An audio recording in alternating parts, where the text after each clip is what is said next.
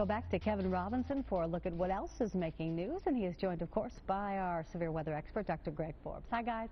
Hey, good evening, Alex. You know what? We have our severe weather expert, Dr. Forbes, joining us again. You know, Dr. Forbes, we do this every so often when we get these wow pictures sent in from our eyewitness weather spotters. And to the untrained naked eye, let's talk about this photo behind you, because to the untrained naked eye, it looks like you're just typical tornado. But there are some subtle differences in this picture than what we've seen in some other pictures with tornadoes. Yeah, well, for one thing, this is a unique picture because this is the first November tornado on record in Cochise County, Arizona. All the previous dozen have been the months of June through September.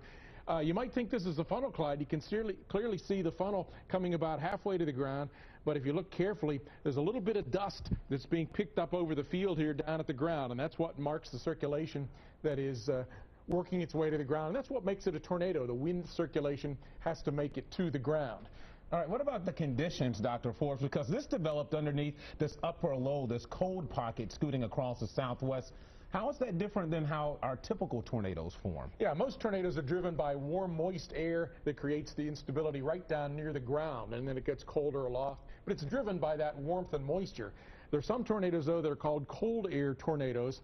Sometimes they're just funnel clouds that are driven by the cold air aloft. It's kind of lukewarm down at the surface. Here's another picture. You can see some of the dust being raised down near the ground. So this was more of the cold air type, a cold pocket aloft that had cut off from the jet stream, and just enough warmth and moisture at low levels to make for that instability and allow you to see the tornado there.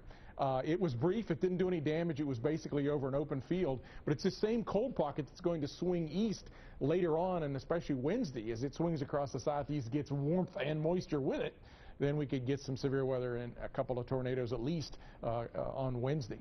Lastly, since we don't have the instability that you spoke of, it was formatted, the creation slightly different. Is it as dangerous as our typical tornadoes? Well, not normally, but you never want to say never on these things. But often, if it's just a shallow cold air loft, it'll just be funnel clouds that will form. Usually they're brief tornadoes, but you can never say never. All right, thanks a lot, Dr. Forbes. Some more great eyewitness pictures sent in. Of course, see it, send it. We continue to accept all of your eyewitness video, including some of your fall colors as well, and we'll have some of that coming up next hour.